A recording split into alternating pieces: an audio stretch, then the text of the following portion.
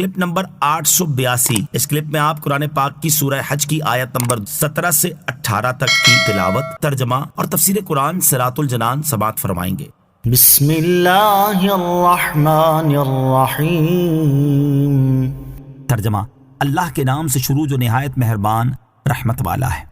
ان الذين آمنوا والذين هادوا والصابئين والنصارى والمجوس والذين أشركوا ان الله يفصل بينهم يوم القيامة ان اللہ علی کل شیء شہید۔ ترجمہ، بے شک مسلمان اور یہودی اور ستاروں کی پوجا کرنے والے اور عیسائی اور آگ کی پوجا کرنے والے اور مشرک، بے شک اللہ ان سب میں قیامت کے دن فیصلہ کر دے گا، بے شک اللہ ہر چیز پر گواہ ہے۔ ان الذین آمنوا،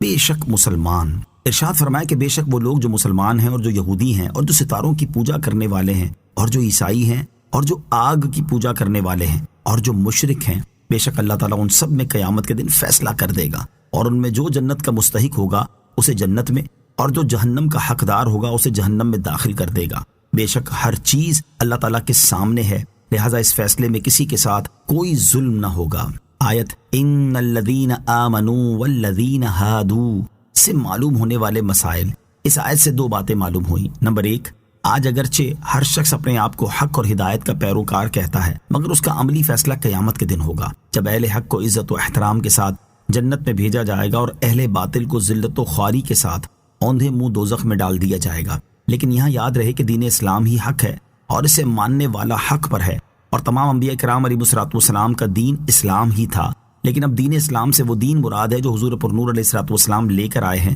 لہٰذا اب آپ کے دین کے علاوہ اور کوئی دین اللہ تعالیٰ کی بارگاہ میں معتبر نہیں۔ چنانچہ اللہ تعالیٰ ارشاد فرماتا ہے ان الدین عند اللہ الاسلام۔ ترجمہ، بے شک اللہ کے نزدیک دین صرف اسلام ہے، اور ارشاد فرمایا وَمَن يَبْتَغِ غَيْرَ الْإِسْلَامِ دِينًا فَلَن يُقْبَلَ مِنْهُ وَهُوَ فِي الْآخِرَةِ مِنَ الْخَاسِرِينَ۔ ترجمہ، اور جو کوئی اسلام کے علاوہ کوئی اور دین چاہے گا تو وہ اس سے ہرگز قبول نہ کیا جائے گا، اور وہ آخرت میں نقصان اٹھانے والوں میں سے ہوگا۔ نمبر دو، اس آیت میں ہر ایک کے لیے بہت وعید ہے، لہٰذا ہر عقل مند انسان کو چاہیے کہ وہ فیصلے اور قضا کے دن کو یاد رکھے اور وہ اعمال کرنے کی بھرپور کوشش کرے جن سے اللہ تعالیٰ کی رضا حاصل ہوتی ہے، تاکہ قیامت کے دن اللہ تعالیٰ اس پر رحم فرمائے اور اپنے فضل و رحمت سے اس کے حق میں اچھا فیصلہ فرمائے، اور اسے جہنم کے دردناک عذاب سے بچا کر جنت کی ہمیشہ رہنے والی عالی شان نعمتیں عطا فرمائے۔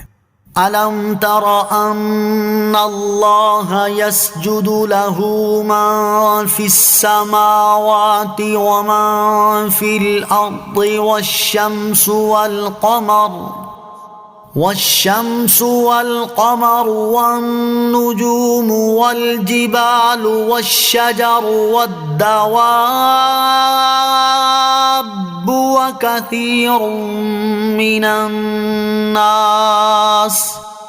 وكثير حق عليه العذاب ومن يهن الله فما له من مكرم ان اللہ یفعل ما یشاء۔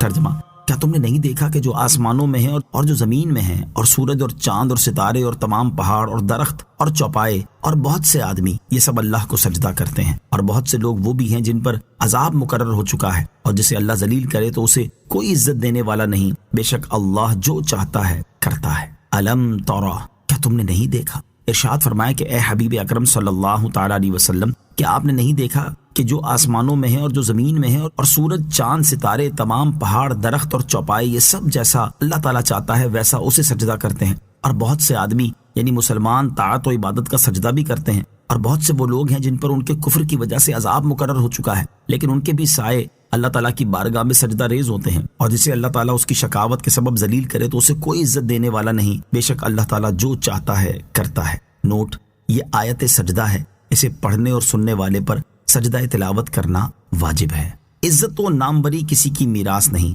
اس سے معلوم ہوا کہ کسی قوم یا کسی فرد کو یہ حق حاصل نہیں کہ وہ عزت و ناموری کو اپنی میراث سمجھ لے اور اسی فریب میں مبتلا رہے کہ چاہے ہم جو کچھ کرتے رہیں، کتنے ہی اعمال سیاہ سے اپنا اعمال نامہ بھر دیں اور کردار اور سیرت کتنی ہی داغدار نہ کر لیں، ساری زندگی عزت کے ساتھ ہی رہیں گے۔ ایسا نہیں ہے، بلکہ جو اپنے آپ کو اس نعمت عظمیٰ کا اہل ثابت کر دیتا ہے، اللہ عز و جل اسے عزت دیتا ہے، اور جو مسلسل نافرمانیوں میں مبتلا رہتا ہے وہ ذلت کے عمیق گھڑے میں گرا دیا